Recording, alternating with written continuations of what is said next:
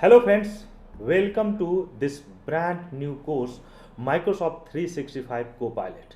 Before we deep dive, let me give my introduction. I am Sandeep Mishra, Microsoft MVP and Power Automate community moderator and super user. So my friend, without any delay, let's start. The very first thing you can see, and that is what we are going to discuss, that what is Copilot.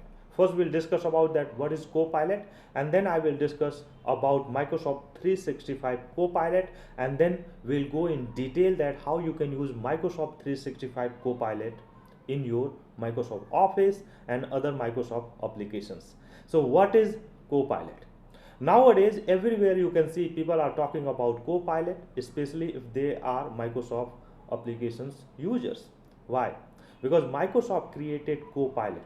But the problem is that if, like, you can hear about sales Copilot, you might can hear about finance Copilot, security Copilot, Microsoft 365 Copilot, and that is where as a non-technical user we are getting confused that what is sales Copilot, what is finance Copilot, what is Microsoft 365 Copilot. So first we need to understand the term Copilot. Copilot means a tool which can help you to do your work even more faster. So it is not a digital employee. It is a tool which helping you to fast your process, to do your work even faster, and that's why Microsoft named it Copilot. It is kind of a virtual assistant.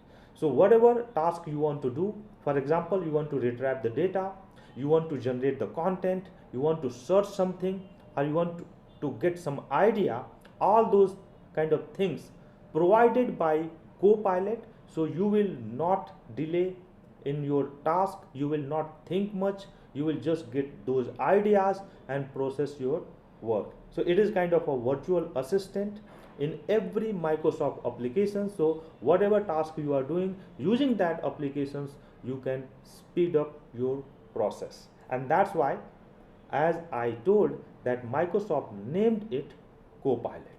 So now it is quite clear to you that what is Copilot. And as Microsoft has multiple applications like business applications related to sales, CRM, field service, business central, and then productivity applications like Microsoft Teams, Outlook, Word, Excel.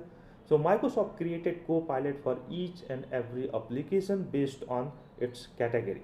So if you are using Microsoft Dynamics 365 Sales, so that is where you will get Sales Copilot. If you are using finance and operations, there you will get finance Copilot. If you are using security policies and all those kind of things, then you will use security Copilot.